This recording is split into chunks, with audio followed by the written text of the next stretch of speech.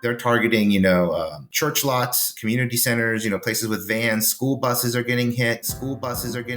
On this episode of Transition Virginia. What is going on with all of this? Church lots, community centers, places with vans.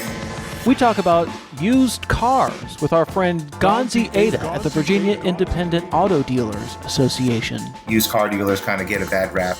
We also talk about the crime wave of stolen catalytic converters, the screwy supply chain, the politics of preventing gun violence, and we get a voicemail about Princess Blanding. But if she were to get a few percentage points, 1, 2, or 3 even, she could affect a close race and really hurt Terry McAuliffe. All that and so much more on this episode of Transition Virginia.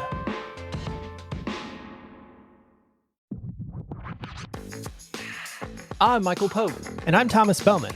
And this is Transition Virginia, or at least the podcast we're still calling Transition Virginia for now. Michael, you're really dragging out that tease of this new name, aren't you? Yeah, well, stay tuned for the rollout of the new name later this year. Perhaps in December, maybe. We haven't really decided yet. Also, stay tuned for later in this show when we're going to talk to the lobbyist for the Virginia Independent Auto Dealers Association, Gonzi Aida.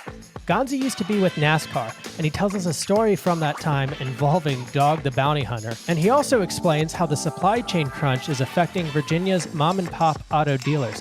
Specifically, they're handling a rise in thefts of auto parts like catalytic converters. Yeah, that bit with catalytic converters, that's fascinating. You know, those things are worth about $200 each on the black market. The criminals steal them not because the catalytic converter itself is worth all that much money, it's all those precious metals inside. So they're ripped apart for scrap metal.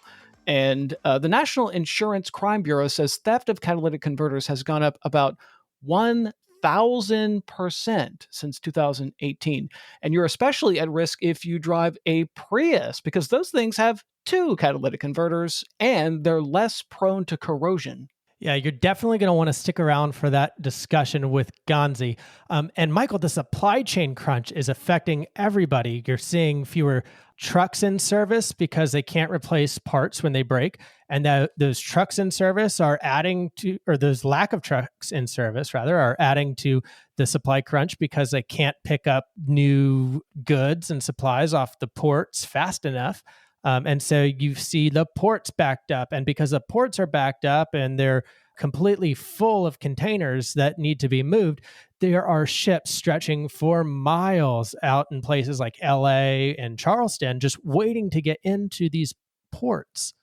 Yeah, you've seen like welding shop owners overwhelmed with orders to fix old parts because these old parts are so valuable you can't get them anymore. You see equipment manufacturers facing this really painful choice. Do they send their parts to the factory where they can make money, or do they send their parts to their existing customers who are desperate for these parts so they can, do their work? And it's really something that I don't think we've seen in this country, at least for many generations. Well, Michael, do you remember early in the pandemic when we were running out of things like toilet paper because there was such a run on it? It was pretty crappy times. Hey-o. Well, yeah, we're about to have that same thing again. And if you've been to a grocery store for like shopping for your kid, for example, you'll notice that we're almost completely out of Lunchables and things like that. We're going to be experiencing a food shortage, Michael. And the reason for that food shortage comes back to the number of trucks that are in service. There are simply not enough trucks in the United States to service the goods and move them in an efficient manner. So shipping times are taking weeks and weeks and weeks, which means food is just rotting and farmers are just having to throw out produce, or somewhere along that supply chain, produce is rotting and going bad because of that. And so it's leading to shortages of the things that you make with the produce, like prepared meals, all sorts of ingredients. Yeah, we've seen this all over the UK. If you watch BBC or Sky News or any of the sort of British television news, they're constantly talking about the fuel shortage and the food shortage. And I think, what we're seeing over there might be a leading indicator of things that might show up here in the next few weeks or months. Yeah, Michael, I think that the shortages deserve their own episode. And I think we should try to interview somebody maybe from the ag business or the trucking side of things to really get a sense of how these shortages are going to impact everyday Virginians. But Michael, I think we got to move on because that's enough of that. We have an important episode for you guys today. Yeah, well, it's time now for a musical interlude. And now, a musical interlude featuring the Sed and Thar Militia Quintet. Where's it go? Okay, and you want me to come in, you just point your finger at me first. Defensive evening. Oh, you want me to come in now? If you see a stranger, If you see a stranger, never risk the danger. You open fire first. The law has your back. So go on, attack. From just your perception of threats on your ass. That's a word I don't, but Once you have shot him, load and shoot. and shoot. Okay. Again. And you just keep doing that until you figure that he's got Eddie's gun. I think so. Well, I'm not supposed to say anything anymore. Just shut the hell I'm supposed up. to shut up. Okay, bye. Well, sorry about that. That was our regular contributor, the award-winning editorial cartoonist and super talented musician Steve Artley, doing a rendition of Some Enchanted Evening from South Pacific. He calls that Smith & Wesson Evening. And it wasn't just one Steve Artley, Michael. There were two of them. And now that there are two, this is getting out of hand, which is a Star Wars reference. Those militia members, Michael, might want to work on their timing. Yeah, they were kind of all over the place. The issue of preventing gun violence is, of course, a really important part of the campaign. And Thomas, I'm still kind of baffled at the Republican candidate, Glenn Youngkin, not receiving the NRA endorsement. I have to say it's still baffling after all of this time that he just refuses to answer questions about whether he supports or opposes the assault weapons ban. I think it's a safe bet he probably does oppose the assault weapons ban, but he won't tell you that. Yeah, well, the political reality, Michael, is that the NRA's endorsement in most places of the country today is toxic. And so even a Republican who agrees with the NRA's agenda doesn't want to advertise that the NRA agrees with them because, 80+% of suburbanites oppose the NRA's agenda. And so if you're trying to get elected and you need the suburbs to get elected, you don't want to do something that's going to completely turn off a key demographic for your voters. So was Ed Gillespie the last candidate for governor to ever receive an NRA endorsement in Virginia? Well, we'll see. The NRA has been dead and risen like a phoenix more than once in their history. And so could they rise again? Maybe. But also, I think a prosecutor up in New York is certainly going to have something to say about that. And I don't see the NRA being a force in politics other than in name only for a very long time. All right, well, let's get on to the news. Attorney General Mark Herring is charging 2 Richmond area labor brokers with worker misclassification, essentially avoiding paying workers unemployment or covering workers' compensation by calling the workers contractors instead of employees. Frank Mahoney at the Carpenters Union says the Attorney General should also go after general contractors. And they're just as guilty. There's GCs that should be held accountable for what they're doing. There's laws in the book that they should be held accountable, and this is a great first step. But if you really want to send a message, we really got to get to the people who are hiring these guys. Now, the companies named in that indictment were constructing the new General Assembly building in Richmond, where lawmakers will have offices and hold committee meetings. Virginia legal expert Rich Kelsey says these criminal indictments they're designed to send a message. When you see these types of high-profile cases, it's designed to be punitive in nature and hopefully to get unscrupulous employers to think about how they classify employees so that there's a preventive effect rather than the government trying to chase down every possible tax evader. So I tried to get in touch with the companies named in the criminal indictments, and an attorney who represents the companies tells me he has no comment on the criminal indictments. Now, Thomas, this lawsuit represents the first action taken by the AG's new Worker Protection Unit. Now, listeners might remember that we actually talked about that new unit on the podcast during the primary when Herring ran against Delegate Jay Jones. So, Thomas, what do you make of this lawsuit going after the labor brokers? Well, Michael, I'm glad that the AG's office is finally getting around to it. The carpenters actually brought the evidence of worker misclassification to the Attorney General back in 2018, I want to say. And so then the Attorney General did nothing with it for years and years. The reality is, Michael, that this is a very common problem in non-union states. When you have an incentive to misclassify people, there's nobody looking out for those persons' interests. What happens here in the construction industry for worker misclassification is you get, let's say, a laborer, and they're hired to, bring bricks or their mortar, or mixed mortar, and prepare the work site for the higher skilled carpenter or mason.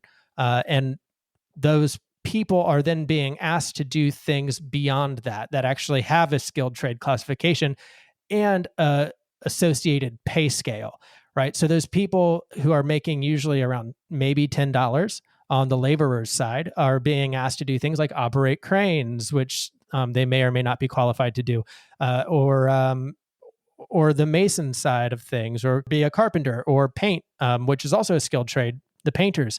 And when you have the laborers doing that, you have people who could be getting higher wage scales or other specialized skills that could otherwise be involved in the project, and you're cheating everybody. So these are unscrupulous employers, and frankly, they have no business doing any kind of work with the Commonwealth of Virginia. So one of the criticisms here being leveled against the AG is timing. So he waited until the primary election before he created the new Worker Protection Unit. And then he waited until the general election before he brought these criminal indictments against the labor brokers. But then there's also this criticism, you heard it in Frank Mahoney's soundbite there. Why not go after the general contractors? I mean, these labor brokers are sort of small-time businesses. The general contractors is where the real money is at. Why isn't the AG going after them? Simply because the law doesn't provide for it, Michael. Right now, the responsibility falls on the subcontractor to make sure that they're doing everything right. And there is no real policing ability of these subcontractors. It should be the liability of the general contractor. And many states that are more unionized have GC liability as the lingo. And what needs to happen, Michael, is the General Assembly needs to pass a law saying that general contractors are responsible for any wage violations of their subcontractors. And of course, you can imagine what these associations of general contractors are going to say. They're not going to like it, and they're going to lobby hard against it, and they're going to fight it because there's a lot of money and legal expenses on the line for them. But the reality is, this is a tried and true system that works to encourage the industry to self-police a lot better when you have GC liability in other states. Well, I like the idea of the committee hearings for that bill on general contractor liability being the first committee meetings that happen in the new General Assembly building whenever it opens. Okay, it's time to check our voicemail.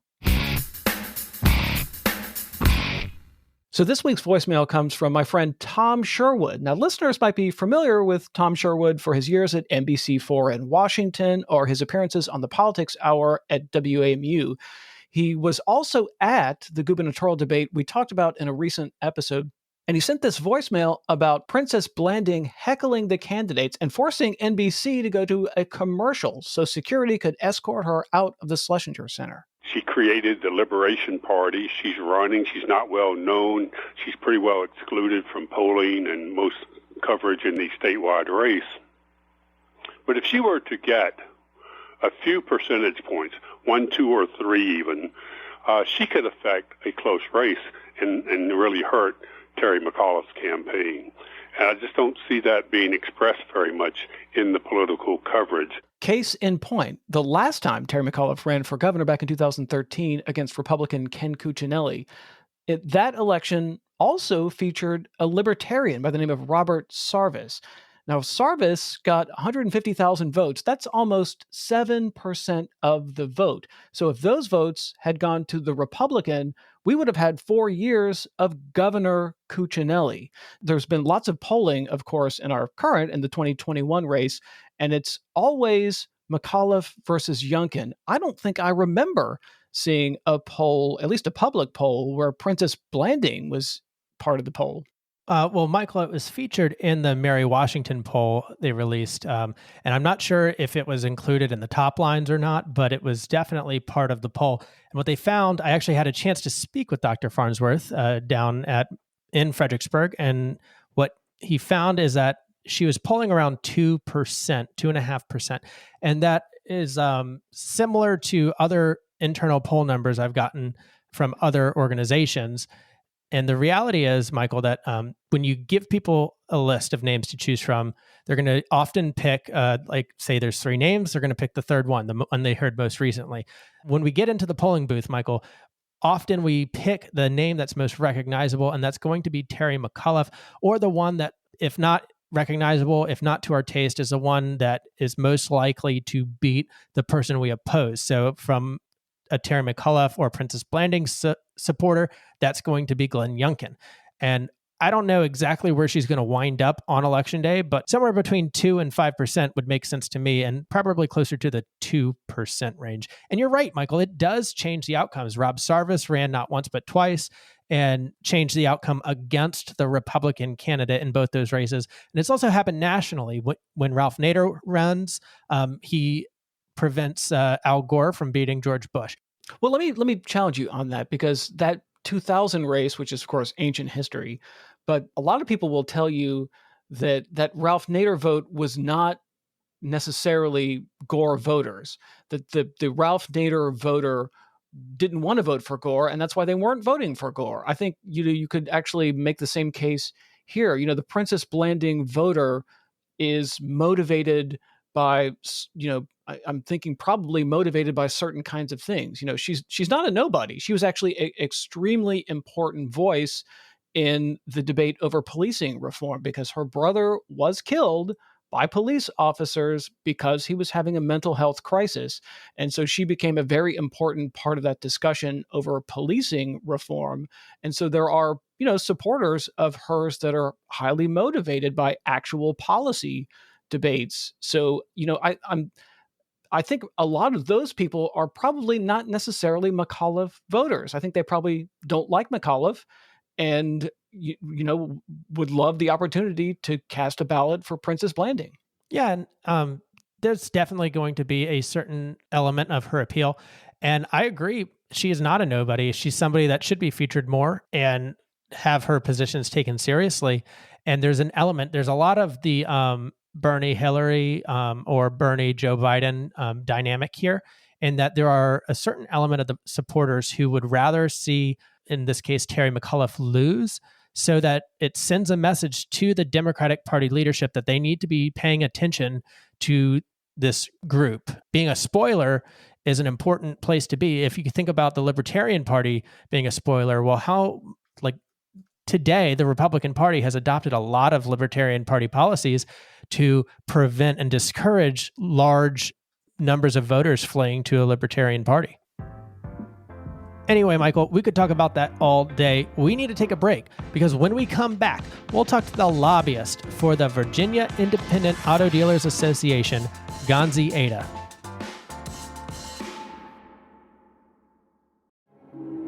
From award-winning journalist and author Michael Lee Pope, The Ghosts of Alexandria. His spellbinding book tells of historical intrigue, the brutal beginnings of a port city, romances that end in tragedy, restless spirits like the tomb of the female stranger who's said to haunt Gadsby's Tavern, and the 3 falling ghosts of the Carlisle House. Explore the supernatural journey of the Ghosts of Alexandria, available at arcadiapublishing.com. This is Clark Mercer. You're listening to my favorite podcast about Virginia politics, Transition Virginia, with Michael Pope and Thomas Bowman. And we're back on Transition Virginia. We're joined by the lobbyist for the Virginia Independent Auto Dealers Association, Gonzi Aida. Thanks for joining us. No, I'm happy to be here. 100%. I'm excited. It's great to have you on, Gonzi. Real quick, tell us about yourself and about the Independent Auto Dealers Association. Yeah, well, I'll be brief. You know, I'm originally from Lima, Peru, but I grew up in Fairfax County, up in Nova, and moved down to the Richmond area to go to VCU to study political science, and pretty much stayed in the area, minus 3.5 years I spent living down in Florida, working for NASCAR, doing government and community affairs for them. And then after our son was born in 2019, we decided to move back to Virginia and, grow our family from there. So been back in Virginia since early 2020. So great timing on our part. And I joined the Independent Automobile Dealers Association in June of this year. Now, you mentioned NASCAR. That obviously must have been quite an experience. Tell us about your time with NASCAR. Any interesting stories that you can share with us? Yeah, so I no secret to people that know me, I'm a huge NASCAR fan. I have been since I was a little boy, but I saw the opportunity to work in their government affairs department and jumped on it and lived down there in Florida. Had a really great experience there. Really learned a lot, from corporate in-house kind of government affairs shop kind of perspective. And then also, working in a sports league. And the way I described our job there was to make sure we were good neighbors where we did business, and our business is driving race cars on racetracks all across the country. So that involved a lot of things, as from small things like working in, with neighborhood associations and community groups and local chambers of commerce to state houses, governors, senators, and federally, of course, with our stakeholders on that front. So it was a lot of work on that front. And I really enjoyed the time there. And I worked a lot with members of our military and DOJ, DOD, and just had a wonderful experience doing a lot of that stuff. And I'm glad for the experience. As for, anything memorable, if you're at big events, you get to meet a lot of cool celebrities and stuff like that. A more memorable experience was in 2019. We were at the Darlington Raceway in Darlington, South Carolina. I was escorting the lieutenant governor of South Carolina. I believe her name is Pam Evitt. Escorting her and her family around for the day. They were having a great time. I assume the lieutenant governor of South Carolina is a Republican? Absolutely, yeah, she is. She serves with Henry. I think it's last name is McMaster, but it is, yeah. So, and I think they're both currently still in those roles. So that race weekend at the time was the Darlington Throwback Weekend. So my throwback is kind of retro paint schemes and uniforms and things like that. And on that retro note, I don't know if that's why he was there, but Dog the Bounty Hunter of reality TV fame happened to be present as a guest, and I introduced my guest to him, and it was very interesting. And then during the driver crew chief meeting, which is exactly what it sounds, it's basically like the NASCAR officials telling the drivers and teams the rules for the race. And they do that every week, or they did before COVID at least. And I think someone on the podium invited Dog the Bounty Hunter to say a few words, and he kept it short and sweet. And his words were, "Don't be a chump, vote for Trump." And then walked off, and to a half shocked and half a humored response by the crowd. So it was very interesting. And I just stood there. I was like, oh my gosh. Thomas, we should have a driver crew team meeting equivalent for Transition Virginia, where we sort of lay out the rules. And I'm all in favor of that. And Gonzi, that's quite the war story. I'm sure you met a lot of interesting characters in your time with NASCAR. But let's get back to the independent used car dealers. People who aren't familiar with them may not realize they're mostly mom and pop companies. So Gonzi, will you describe some of their economic contributions these small businesses make to the Commonwealth of Virginia and some of the issues they face? Yeah, absolutely. I'm happy to do that. So, there are quite a few thousand independent car dealers in the Commonwealth of Virginia. Our association has nearly 1,000 members strong with independent dealers. So a lot of the issues that, they talk to me about are, small business issues. And these are the small mom and pop, like you said, used car dealerships that you'll see in any part of the Commonwealth that you drive through. You'll see, littered all over town. And these folks, they're just good, hardworking folks, trying to make an honest buck out there.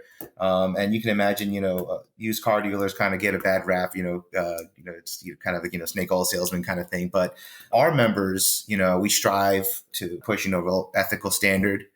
with our members to make sure that they're doing business properly, that they're in compliance with not only the DMV, but the Motor Vehicle Dealer Board. Our association provides education and training to those independent dealers and to regular folks who want to be a used car dealer, a licensed used car dealer in the Commonwealth of Virginia. So that's our main mission, is to make sure that all independent used car dealers to be stewards in their community, and to practice their businesses ethically and provide a service and provide jobs. Speaking of jobs, real quick, Gonzi, our listeners should take note that car salesman jobs, or car salesperson jobs, I should say, are one of the few career opportunities open to returning citizens and people with felonies that they still have. So this is a great opportunity. The reason I know this is I have an uncle that served as a car salesman for decades. And that was something he always highlighted as far as corporate values and engaging people returning into the community. Yeah, absolutely. It's our not only our members, but their staff and the communities they serve are incredibly diverse, and provides, really big, opportunities. A lot of the members that I work with, that are, serve on our board and elsewhere, talk about, their pay standards, and how they're trying to, recruit good people. And in these times, there's labor shortages affects every industry. So finding the best and brightest is, something that our members strive for. So you mentioned labor shortages is part of the economy that we're dealing with now, but there's another part of the economy that I'd love to get your perspective on, which is the prices of used cars are like going through the roof. What's going on with the prices of used cars right now? Yeah, so this is, as you can imagine, all tied into the COVID pandemic over the last year and a half plus. You can look back when mid-2020, rental car companies were selling their fleets because nobody was traveling. Nobody was renting cars at the pace that they were accustomed to. And then, as things slowly started to trickle back, rental car companies and other fleets needed vehicles. And so they started going to auto auctions. And most used car dealers will tell you, and this includes, even used car big boys like, CarMax and other places, they need inventory. You go to an auto auction to purchase vehicles to sell to consumers. So that created a shortage of inventory in the used car market. Whereas, new cars have a inventory shortage due to microchip shortages. They can't finish building their cars for consumers to purchase because they don't have the chips to finish building the car. So they've had to reduce their production rates. It's a different situation, as you can imagine, for the Independent Car Dealers Association. So getting cars on lots, and then because it's so difficult to get the cars, the prices have gone up, and that you see that across the board. So the interesting thing for the used car industry is that while getting the cars has been more of a challenge, they're selling for such a good market price right now that it's kind of like a double-edged sword, but it's not necessarily as a dire situation for used car dealers as it is new car dealers when it comes to inventory. Gonzi, another thing that I've come to realize that used car dealers face is something that I see on my Nextdoor feed or the Ring feed that I have, where I am constantly getting alerts that somebody's catalytic converter was stolen off their car. What is going on with all of this, and how are the independent auto dealers and some of their members addressing the increase in the thefts? Yeah, and well, I'm very glad you brought that up. It's something that's been on the rise, and again, something else you can tie to the COVID pandemic in the past year and a half plus is catalytic converter thefts. Are the number of thefts that have been occurring since last year is skyrocketed. The National Crime Insurance Bureau had a statistic. I believe it was like a 230% increase, 2020 going into 2020 over 2021 on the rise of catalytic converter theft. So this is an issue. This is something, I'd heard about before, but then actually one of our members down in Norfolk called me and wanted to talk to me directly because they wanted to see what, if anything, government can do to deter the rampant amount of theft that he's seeing.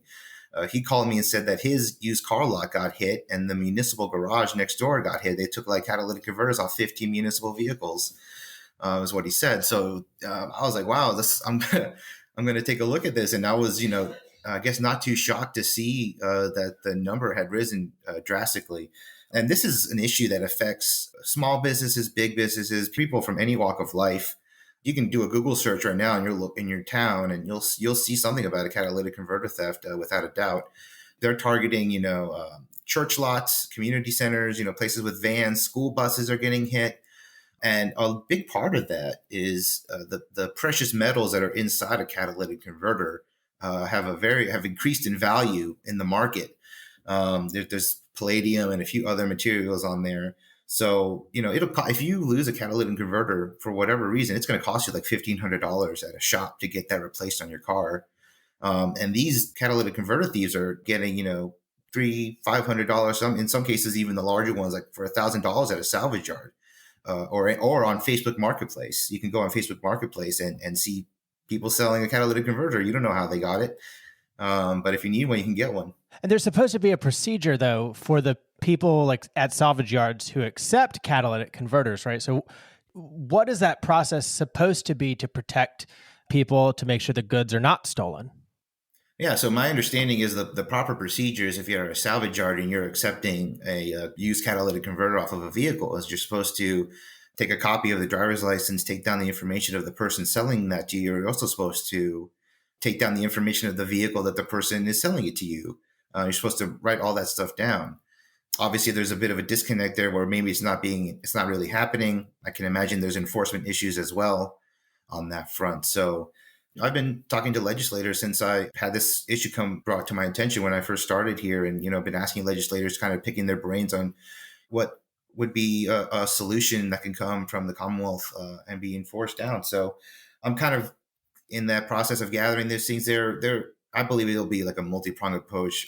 Working with the salvage industry, working with law enforcement, and also working with private industry that's developing theft deterrents for catalytic converters. You can go on Amazon.com or any website, and you'll find companies that are selling shields, metal shields that can be attached to your vehicle to deter the theft of a catalytic converter. It takes like 30 seconds if you have a battery powered saw and you have enough space to crawl underneath a vehicle. You can zip it right off in 30 seconds. And people are doing it in broad daylight. Cameras aren't a deterrent anymore. We see people stealing things left and right in front of a camera. That doesn't really seem to do much. So what the solution is, I'm not sure of yet, but it's something that we're definitely looking into. And our association and our members are definitely interested in being a part of that discussion. So one of the hottest things right now with the automobile industry is electric cars. There's a lot of buzz about this. And, the federal government is trying to incentivize them. The Virginia government is trying to incentivize them. Tell us about the market for used electric cars. Yeah, from an association standpoint, we're all for the electric cars entering the market, and we're more than happy to sell used electric vehicles to consumers. And whatever programs are out there or could be out there or could be funded that can make buying an electric vehicle more accessible to more people, we're all for that, and we'd be very happy to be a part of that. And you can go on CarMax and you could do a search right now on your local CarMax. You'll see plenty of used Teslas and other electric vehicles that are slowly but surely getting into the market, especially at the used rate. So the used car industry is more than happy to sell a used car, and we're happy to put more folks in more used cars. Gonzi, I was curious about your thoughts on the changing nature of the automobile industry. So I drive around in a Fiat, it's a used Fiat. I bought it at a CarMax. And I would imagine CarMax has kind of upended this industry, right? Tell us a little bit about sort of how the used car industry has changed over the last few years and where this industry is headed. No, absolutely. Well, CarMax, was started in Richmond, and they were a big disruptor back in the early '90s when they introduced their business model to the used car market. And now, so many years later, now we're seeing new disruptors in the used car market. Companies like Carvana and Vroom that are, disrupting the industry with purely 100% online sale of used cars. And honestly, you can think of it the same way that Tesla is kind of disrupting the new car industry with their model of selling a car online, and then you can go pick it up at their retail shops. Carvana, you buy your car online and they'll deliver it right to you. They'll buy your car off of you and just pick it up, and they'll give you a check when they pick it up. So is that the one with the vending machine? Yeah, that's Carvana, and they're building one in Richmond. It's almost done, I believe. It's very close to where the Topgolf is in Richmond. So so it's for me that it's exciting to see that the disruptions in the industry, and those who succeed will adopt those new practices that are working out for them and do the best with it. So companies like CarMax, I'm sure, I was car shopping earlier this year, and CarMax delivered a car to my house for me to test drive for 24 hours, So it's pretty neat to see that. And you're seeing a lot of used car dealers kind of offer more opportunities, to let you test drive a car, or to, now there's places, a lot of new cars are doing, hey, return your car in 7 days if you don't like it, or things like that, to kind of, keep up and incentivize folks to continue to go to the brick and mortar dealerships. So it's, for me, and for us, just adapting to the new ways of doing business. I imagine that there's a lot of opportunity there, and some of that opportunity you haven't even realized yet as an organization or the small business dealers themselves. But I'm getting from this episode today that if you're in the market for a new to you car, because you shouldn't be buying new, frankly, it's a bad deal. You should be buying used, and not just from any used car dealer. You should be buying from one of the small business, mom and pop, independent used car dealers, rather than a big business that's just padding their margins, right? Well, yeah, I'll always, be a proponent of, encouraging folks to buy a car from a used car dealership, especially a VIADA member used car dealership. I think I touched upon it earlier, but, our members, we keep them in compliance with the DMV and the Motor Vehicle Dealer Board, make sure that they're operating their businesses ethically and doing what they need to be doing to make sure that, everything's on the up and up, and they're not, trying to, pull a fast one on anybody and just operate ethically. So I definitely, and like you mentioned, economically, vehicle will depreciate, especially a new one, as soon as you drive it off the lot. So even in the market today, a used car is still a good deal. Gonzi, is there anything about the upcoming session that you're paying attention to that you might be, that the Independent Auto Dealers Association might have an interest in, one way or the other? Well, we are interested in, again, things that are centered around the electric vehicles, charging infrastructure in the Commonwealth, things like that. Again, that all ties back to, if it's easier for someone to own an electric vehicle, then it's going to be easier to sell an electric vehicle, especially a used electric vehicle. So we're very interested in seeing, what comes up on that front. We're keeping an eye on, DMV issues, obviously, are very important. During the special session recently, Senator Peterson put in that amendment to get the DMV to open in-person walk-in visits to the DMV. Did your association have a position on that? We're all for having in-person stuff. We would really love for dealers to be able to go to the DMV in person. Well, the issue there was the appointment versus non-appointment, right? So right, and that's for regular members of the public. For car dealers themselves, if they want to bring in multiple titles or stuff like that to get paperwork processed, it's a little bit more of a hassle, and they're not currently being allowed to go in person. I believe you can still go now, and now that they've opened up some of the DMV centers to do, I think it's Tuesday, Thursdays, and Saturdays are walk-in only, not appointments. You can only get an appointment Monday, Wednesday, Friday at the DMV for normal folks. So it's things like that we're just keeping an eye on. Obviously, we want to let our members be able to go, any used car dealers to be able to go to the DMV and process paperwork efficiently. Other than that, like I touched on, most of our members are small businesses, a handful of employees. So we are keeping an eye on, things like, minimum wage stuff that's been going on lately, labor laws and things like that, just so that we're ahead of the curve, and so that we can inform our members with a good amount of time. We're like, hey, this is coming through the pipeline.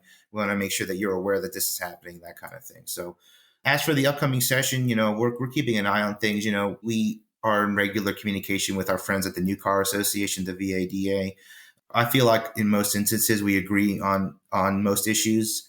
So I'm hoping to not only work with them, but with other associations that are in, the transportation wheelhouse to see what's coming up in the General Assembly in January.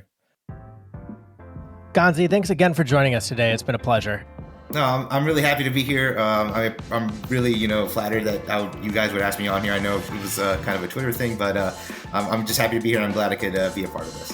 Hey, always happy to be able to interview a fan. And if you have an idea for how the legislature should address catalytic converter theft, we want to hear from you. Send us an email, wrap it in a bow, to transitionvapodcast@gmail.com, and we might be able to read it on the air. So that's all for this episode. Hit us up on social media or get in touch at transitionvirginia.com. There you can check the transcripts for this episode and find links to support the show on Patreon. Special thanks to Emily Cottrell, who transcribes every one of these so they're accessible to everyone. Thanks for listening to Transition Virginia. If you like what you heard, give us a 5-star review. It helps other people find the show. We'll be back next week, so subscribe to the show so you don't miss a single episode. Transition Virginia is produced by Jackleg Media, LLC.